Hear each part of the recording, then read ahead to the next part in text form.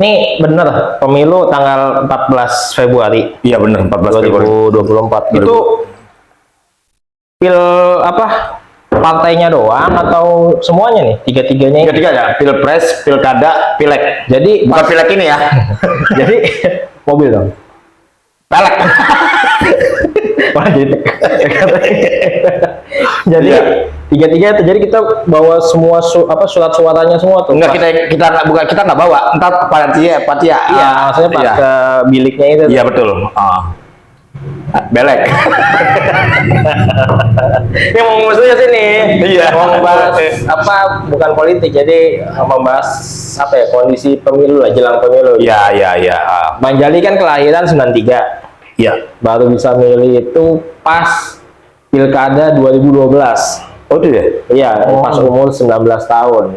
Jadi waktu itu milihnya pas Pilkada DKI, waktu Pak Jokowi nyalonin sama siapa? Ahok. Bukan Ahok, mah pengganti. Iya, Kan Ahok jadi wakil. Iya. Apa namanya, milih di situ Iya. tuh. Baru 2014, 19 gitu. Nah itu apa ya? Sorry, 2012, 14, 17. Oh 17. 17 kan pilkada lagi. Oh iya. Gitu. Jadi untuk ini ya. Nah, apa ya? Ya kita rakyat milih lah, mau ini milih ke ini. Cuman Bang Juli itu saat melakukan pemilihan, terutama saat pilkada sama pilkada 2012 sama pilpres pemilu 2014, itu milihnya masih ngikut orang, Om Gimo. Masih cuman gue harus pilih siapa, udah pilih ini aja gitu. Siapa yang pengaruh ini? Ada ya. Oh ada. Oh iya. Iya. Sekitar tapi kan biasa kalau kita ini kan dipanggil, siapa ya, sering kita kan kayak gitu. Iya. Nah kadang itu jadi sebagai apa ya, generasi masih muda, rakyat juga yang nggak ngerti politik, akhirnya cuman pengen gunain hak suara, cuman nggak tahu mau milih siapa gitu. Jadi ini contoh bahwa banyak rakyat yang tidak tahu siapa yang dia pilih. Salah satunya Bang Jali yang itu. Beda kalau udah saat 2017-2019 kan udah ngulik tuh, wah ini harus segini sesuai keinginan siapa gitu. Udah berdasarkan pilihan pribadi gitu. Nah ini yang jadi pengen pembahasan sama Om Kimung nih. Iya. Jadi, Boleh. Bahwa itu contoh, artinya banyak di dunia lain gitu, apa di luar sana masyarakat masih belum tahu nih dia milih calegnya, milih presidennya berdasarkan apa gitu. Nah, yang Bang Jali tangkap ya berdasarkan bukan riset ini, cuman rata-rata yang milih itu yang yang terima ini. Nah, yang Om Kimo nggak usah pura-pura kan tadi nggak tahu lah Pak. Nggak tahu. Om Kimo mau polos, nggak ngerti itu. Lain buat Om Kimo. Ya kan rata-rata bahkan ada istilah serangan fajar gitu. Bahkan lagi kampanye rata-rata bukan datang karena milih berdasarkan visi misinya, tapi gue dapat apa gitu. Jadi tiap-tiap caleg tuh yang datang yang paling gede aja yang dipilih gitu. Nah ini kenapa ya mungkin kok rakyat kita kayak gini ya? Yang nggak tahu ya di Bang Jali ngeliatnya di lingkungan Bang Jali kebanyakan seperti itu gitu. Ya mungkin polanya beda ya. Ini kalau mau kilas balik ke Om Kimung dulu ya. Kalau Om Kimung dulu itu ada 3 partai ya. Kalau Om Kimung sekarang gimana? Ya Kimung sekarang banyak partai. Oh gitu. Kalau Kalau Om Kimung dulu ada 3 partai, ada P3, ada PDI. Iya, P3 yang ini ya. Ada P3, ada PDI, ada Golkar. Ini baru semua nih. Ini semua baru. Itu berasal dari peleburan tuh, difusi. Sebelumnya banyak juga partainya. Nah, pada saat itu calonnya juga itu berdasarkan kader dia. Kader murni, artinya bukan orang luar ucuk-ucuk datang menyalonkan diri, mendaftarkan diri untuk jadi calon. Beda sama sekarang ya. Beda, sekarang bisa pendaftaran calon anggota dewan. Udah kayak ikut kompetisi ya. Kerja. Kalau dulu enggak, itu kader bener-bener digebleng. Apalagi Golkar ada sekolahnya, ada pokoknya kader bener-bener lah. Karena ada ormas sayapnya, partai apa? Ada organisasinya ya, sayapnya yang untuk masuk ke partai ya. Ya, seperti kalau di P3 ada GMP-nya. Di Golkar ada AMPI-nya. Itu masih ada semua tuh sampai sekarang tuh. Om Kimung belum tahu sih, tapi kayaknya masih dah. Tapi biasanya ada lah ya. Ada pasti organisasi underdog-nya apa sayapnya ada. Nggak mungkin nggak gitu. Tujuannya untuk mempertahankan basis gitu. Nah, Dan yang dapat nomor itu, yang disebutnya nomor sepatu ya, itu udah memang bener-bener gemblengan gitu. Oh, maksudnya caleg yang Ya, nomor caleg misalnya dari PDI nomor satunya si A, si B, si D, si D. Ini bener-bener udah dipilih, nggak gampang. Jadi yang nomor 1 yang menurutnya paling bagus. Paling bagus Saat itu ya. Ya, karena apa? Nanti pada saat nanti yang ditambah kan partainya. Ya. Nah nanti ini udah otomatis. Oh, Udah otomatis. nggak kayak sekarang. Sekarang kan bisa. Nah, misalnya partai ini terus dia yang banyak, yang ini nomor 3, Iya. yang 2 ini belum tentu. Oh, Kalau sekarang kan berdasarkan orang, jadi nyalok partai, nyalok orang. oke. Kalau dulu nggak partainya aja. Oke. Nah, kalau dia udah menang, dapatnya misalnya 10 kursi, hitung aja 10 dari ini. Nah, berarti 1 sampai 10 dia dapat. Oke. Nomor 11 nggak dapat. Oh, Gitu. nanti kalau misalnya contoh, maaf ya, misalnya partai A ada 10 calon, dapatnya 20 tuh, dapatnya 15 tuh. Berarti 1, 2, 3, 4, 5 balik lagi ke atas gitu. Oh enggak. Gimana sih? Dia kan udah ada hitung-hitungannya. Dia calonnya bisa banyak. Dan nanti pada suatu kalau bisa lebih, nanti si partai itu bisa ngajukan. Oh, itu udah Itu urusan skema partai, partai. skema partai. Yang pasti adalah yang sudah didaftarkan sama partai itu adalah kader yang benar-benar militan.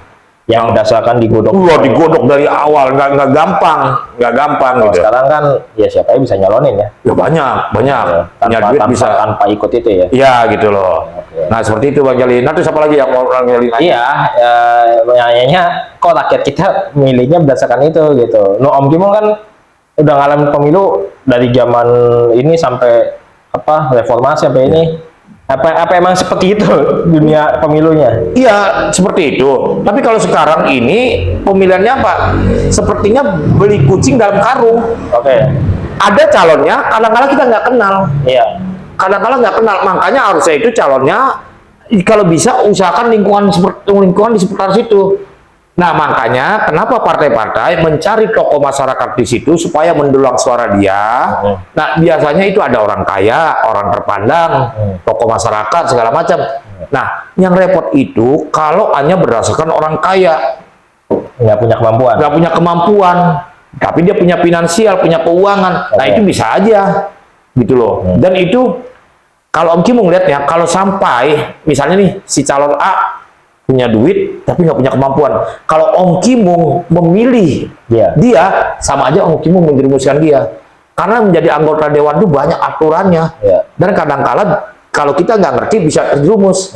Seperti kasusnya AS yang dari Partai Bintang, kalau nggak usah disebutin dah, versi. Nah itu kesian. Kalau menurut Om Kimung bisa jadi dia berupa korban gitu. Tapi nggak tahu ya di dalamnya kan gitu. Nah seperti itu gitu loh. Jadi yang disayangkan adalah rakyatnya tidak peduli atau tidak cari tahu siapa sih yang calonnya ini gitu loh. Nah ini yang jadi masalah adalah kita bahas dari contohnya caleg dulu ya. Caleg satu gitu. Anggota DPR ini kan jadi salah satu lembaga pemerintahan ini yang tidak dipercaya oleh rakyat karena kinerjanya. Dibilang tukang tidur lah. Belakangan ini. Ya kalau kan dulu ada tuh, Iwan Fals juga udah mengkritisi. Gimana lagunya? Wakil rakyat seharusnya udah jangan diterusin. Intinya jadi lembaga yang tidak dipercaya karena kinerjanya ini teman makan gaji buta lah karena dapat segala macam mewah gitu, gitu ya kan. Tapi kan mereka itu dipilih sama rakyat. Iya betul. Artinya dia tidak mempercayai, dia kecewa dengan rakyatnya juga gitu. Nah, ini menjadi siklus nih. Itu DPR kan dianggap kinerja buruk, bahkan sama mantan presiden dibilang taman kanak-kanak. Iya. Sama almarhum taman kanak-kanak. Kalau bisa dibubarin gitu. Cuman kan kalau dibubarin negara nggak jalan. Nggak jalan lah, karena kan yangnya negara itu ada trias politikal itu. Sebelum kita gitu. Jadi, nah ini nih. Di 2024 apakah pola itu mesti jadi? Maaf ya, kadang-kadang kan ada istilah serangan pajak, ada kita juga kadang-kadang milih berdasarkan kenalan, berdasarkan ini, bukan berdasarkan visi misinya gitu. Nah ini apa ya, Bang Jali sebagai yang ini, kalau Bang Jali kan jelas cari tahu siapa yang Bang Jali kan KTP masih Jakarta, artinya siapa nih yang nyalonin jadi gubernur misalnya nanti, apa nih gini. Siapa yang jadi calegnya, siapa yang partai dia cari tahu. Tapi kan nggak semua orang kayak Bang Jali, gitu. Mereka bisa, balik banyak kan orang maaf ya, saat caleg yang datang berkunjung ke perumahan, ke kampung-kampung, dia bukan menjabarkan visi misi, tapi ya ya itu Iya. yang bagi-bagi gitu. Dan rakyatnya juga kalau calon yang nggak begini dia nggak datang. Iya, iya. Jadi kalau, ya kualitasnya gimana tuh? jadi kalau Om Kimung bilang ya dua-duanya juga harus banyak belajar. Pertama rakyatnya juga belajar. Artinya apa? Terkadang di kita ini masih umum kalau ada kunjungan calon anggota dewan itu bukan yang dilihat misi visinya. Ya. Nah, yang dilihat dia mau kasih sembako apa, Ya. mau ada bingkisan apa, Ya. gitu loh. Nanti milihnya yang ngasih paling gede. Nah, itu seperti itu. Ya, itu memang nggak bisa disalahin juga rakyat seperti itu. Tapi minimal rakyatnya pada saat terima bingkisannya, tapi dia juga berusaha untuk mengkritisi, Oke. mencari tahu apa sih ini kelebihan anggota dewan yang nanti bakal gua pilih, Iya. gitu loh. Ya. Nggak apa-apa tanya gitu. Ya. Nah, anggota dewannya juga harus legowo. Oke. Jangan sampai ada pertanyaan dari audiens. Nah, tiba-tiba dianggapnya nyerang. Kalau dia nggak bisa jawab, dianggapnya nyerang. Dianggapnya dari kubu lawan nyusup. Iya. Nah, akhirnya para relawannya yang nggak rela-rela banget sih, ya minimal dia ada transport, ada makan. Namanya juga relawan kan? Relawan gitu ya. Jadi yang seperti ini yang harus belajar semua gitu. Iya. Jadi kalau misalnya ada masyarakat audiens yang kita kunjungin, dia mengkritisi atau dia bertanya, misalnya nih Om Kimung sebagai anggota dewan, Bang Jali bertanya, kalau Om Kimung kepilih itu jalan gimana? Bisa nggak memperjuangkan ke pemerintah? Iya. Kan gitu. Iya. Nah Om Kimung kan akan jawab bla bla bla. Tapi kalau Om Kimung merasa terpojok, nggak bisa jawab, Iya. akhirnya Om Kimung emosi, relawannya, wah ini susupan nih, Iya, susupan. Nah gitu. Jadi banyak belajar. Dan itu banyak tuh jadi ya. Banyak Ya, oke. di daerah lebih rawan sebenarnya karena banyak pemilih. Iya, iya. Jadi ada pemilih satu kampung, pemilih si ini kepilih, itu pasti ada gondok-gondokan. Ini rawan kalau nggak benar-benar dijaga gitu loh. Iya. Jadi Ya seperti itu. apa namanya, kita kan ya bukan kita, maksudnya Bang Jali, Om Kimung, dan mungkin masyarakat Indonesia juga pengen pemilu 2024 pemilu yang berkualitas. Iya betul. Pengen pemimpin-pemimpinnya dapatnya berkualitas. Ya. Tapi kan bagaimana dapat berkualitas tergantung rakyatnya yang berkualitas Iya. gitu. Nah ini Bang Jali mengkritisi, kita kan selalu mengkritisi pejabatnya. Oh, iya. Karena kita suka lupa memegang Kita- kekuasaan terbesar kita ya rakyat. Iya, betul. Diri kita, Rakyatnya iya. juga mereka teriak-teriak uang pajak di. Iya. Ya belum tentu lu juga bayar pajak kan. Iya, iya, iya, iya, iya, kan, iya, gitu, iya. ya kan. Ah. Kayak gitu. Mungkin mereka bayar pajak rokok mungkin ya kan. Iya. Tapi banyak hal-hal yang mereka teriak tapi tidak memiliki solusi gitu. Kadang-kadang Iya.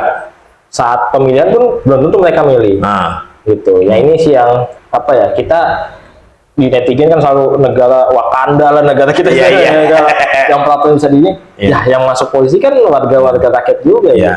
gitu sih. tapi memang di kita ini masih timpang ilmu pengetahuannya. Di daerah-daerah itu masih banyak ini. Apalagi sosmed udah nyerangnya dari segala sisi. Iya. Akhirnya tanpa berpikir jernih, kadang-kala bukan milih sosok presiden atau sosok anggota dewan yang baik, tapi orang per orang yang diserang. Iya. Nah ini juga bahaya. Iya. Makanya rakyatnya juga minimal di daerah-daerah juga mencari tahu gitu. Iya. Apa sih nih kelebihan calon anggota dewan kita?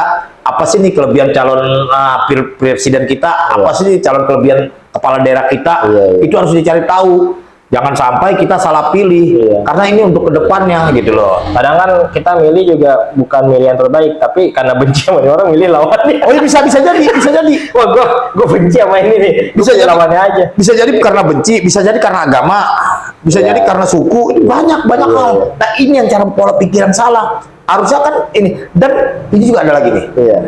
Debat anggota dewan atau debat anggota kepala daerah atau debat presiden juga kadang-kala mereka itu apa ya, para petinggi juga membuat statement-statement yang mempengaruhi Iya, otak lanjut. yang di bawahnya. Iya. Tapi Ini mereka loh. mah selesai itu mah akut-akut aja ya. Iya, yang di atas, Iya. akar rumput yang masih perang, yang Iya. masih benci-bencian gitu. Iya. Kadang-kadang bersaudara masih bisa musuhan. Jadi gitu. depan TV mereka debat, kelar shoot off air mah udah ngopi. Iya, bareng. ngopi bareng. Iya. Bila perlu proyek yang sana gimana nih? Kan gitu, itu Iya. biasa. Kitanya mah berantem. Kita berantem gitu. Iya, iya. Dan Balik lagi ke zaman Belanda ya. ya, dan satu lagi Bang Jali, anggota dewan yang sekarang ini yang tadi Om Kimung katakan tadi ya, kalau dulu berdasarkan, kalau sekarang itu berdasarkan siapa yang punya duit, dan itu buat punya duit juga sih, punya potensi, artinya tokoh masyarakat segala macam. Dan itu maaf nih, ini ada kejadian di lingkungan Om Kimung, komunitas sebut A. Om Kimung ya, sebut A. itu katanya sudah ikut politik dari tahun 2014. 2004, iya 2014 atau 2004 gitu katanya, dan pernah jadi calon anggota dewan. Tapi ilmu tentang ketatanegaraan, trias politikal aja dia nggak ngerti. Trias politikal itu apa? Trias politikal apa, pilar-pilar kehidupan bernegara. Oke. Ada 3 pilarnya, itu ada yudikatif, eksekutif, legislatif. Oke. Nah ini mungkin Bang Jali bantu jelasin. Jadi ini pengetahuan ya, maksudnya bagi yang belum tahu, ini mungkin Bang Jali kasih tahu bahwa negara itu berjalan dengan 3 pilar ini. Ya.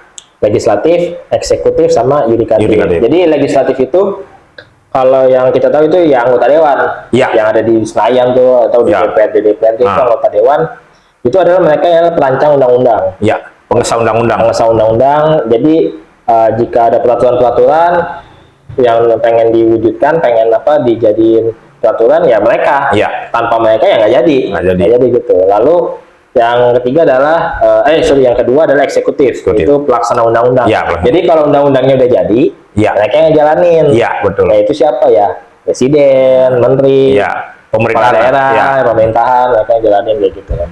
Nah, yang terakhir yudikatif itu adalah pengawas, lembaga hukumnya gitu. Jadi kalau ada kasus-kasus dan juga supaya undang-undang ini tetap berjalan pada mestinya, ya mereka yang mengawasi. Kalau ada penyimpangan mereka yang ini. Jadi kayak kalau lihatnya ini kayak ini pemilihan, ya ini ada KPU-nya Bawaslu ya pengawasnya, KPU-nya penyelenggaranya kayak gitu lah. Kurang lebih gitu. Ya gitu. Jadi dengan 3 itu ya negara berjalan kayak gitu. Tapi undang-undang itu, undang-undang itu bisa disahkan oleh DPR itu berdasarkan masukan atau rujukan dari pemerintah. Misalnya sekarang sedang dibuat nih sama aset.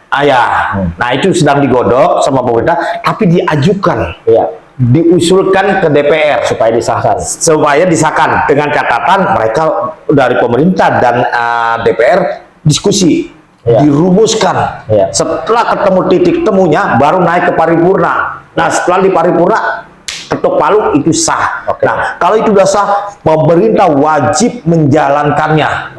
Gitu loh. Jadi itulah aturan mainnya. Makanya kalau sampai calon anggota dewan nggak ngerti, apalagi dikatakan DPR itu pegawai negeri, salah. Itu tidak digaji sama pemerintah. Anggota dewan itu adalah lembaga negara yang digaji oleh negara. Nah, gitu loh. Nah, ini yang harus dimengerti. Presiden dan jajaran menterinya itu bukan pegawai negeri dan tidak digaji oleh pemerintah, dia digaji oleh negara. Nah, di bawahnya baru pegawai negeri. Siapa yang gaji? Pemerintah. Uangnya uang negara yang dikelola sama Menteri Keuangan, seperti itu. Jadi kalau minimal kalau kita mau menjadi anggota dewan, pelajari dulu yang paling yang paling ringan aja dulu lah. Gitu loh. Jangan sampai nanti pada saat kita duduk di dewan nggak ngerti, tidur. Lihat pada saat sidang, akhirnya apa? Kadang-kadang ada anggota dewan yang menyampaikan powernya aja. Kadang-kadang yang nggak ngerti. Ya banyak hal gitu. Seperti itu Bang Jali. Ya jadi kita juga tahu, calonnya juga tahu, semuanya tahu strukturnya gitu ya. Iya itu harus gitu. Ya paling ya itu sih yang pengen Bang Jali bahas, bahwa pemilu nanti ya pasti pertama kita negara demokrasi, manfaatin hak suara kita milih. Karena kan 5 tahun ya, kita 5 tahun ke depan nasib kita ditanggung mereka gitu. Jangan begitu udah milihnya berdasarkan siapa yang ngasih paling gede, kita teriak-teriak negara gini gitu, atau bahkan sampai nggak milih. Gitu. Dan satu lagi Bang Jali, milih itu jangan berdasarkan agama. Maksudnya bukan berdasarkan, maksudnya cara melihatnya gitu. Misalnya bagimu agama A, tiba-tiba dia agama B, enggak lah, beda agama. Terus dia orang bukan orang pribumi, orang turunan. Kalau Om Cimo bilang udah stop. Di Inggris aja perdana menterinya turunan. India. Orang turunan India. Jadi dunia itu, orang Indonesia ada di Amerika menjadi wali kota. Turunan juga dia jadi wali negara sana. Jadi dunia itu udah kecil. Jangan ada dia mata ini, dia ini, nggak usah. Jadi yang paling penting memilihnya adalah dia berkompeten nggak mewakili kita.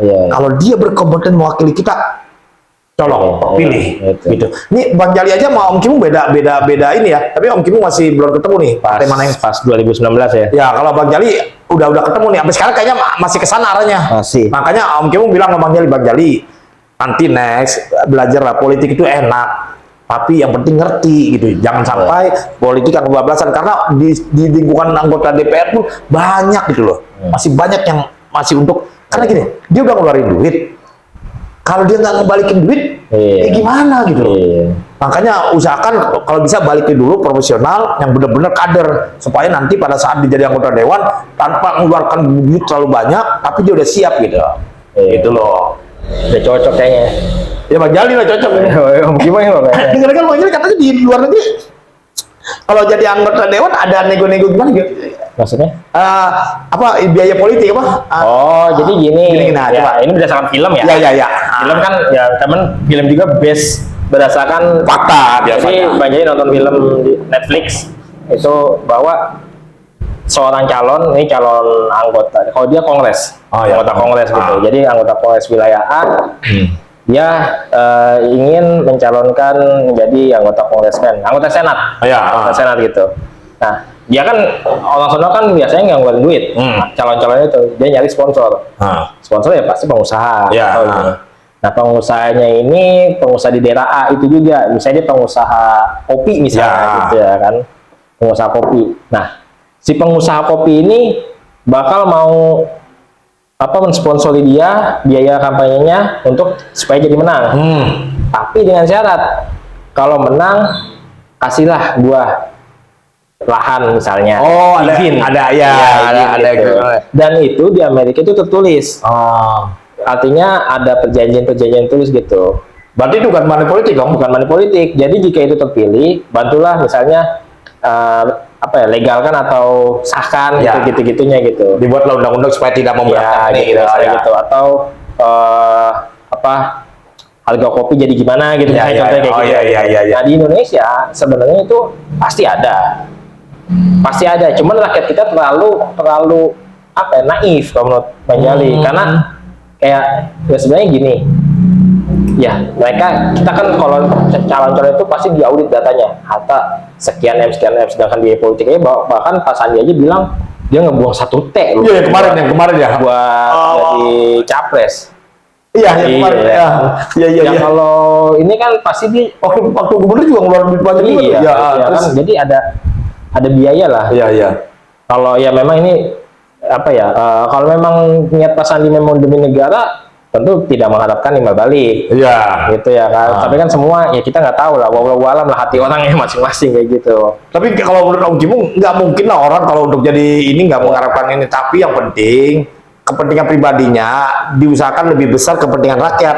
Nggak ada yang nggak bisa.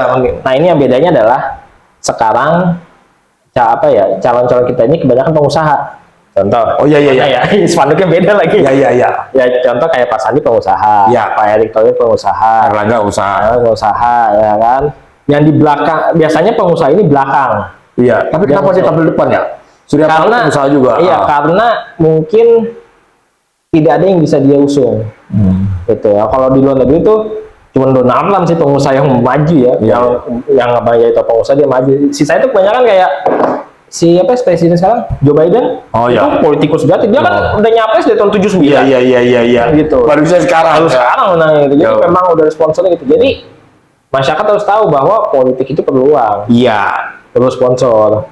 Cuman balik lagi saat dia terpilih dia mau utamain siapa dulu nih? Iya itu makanya.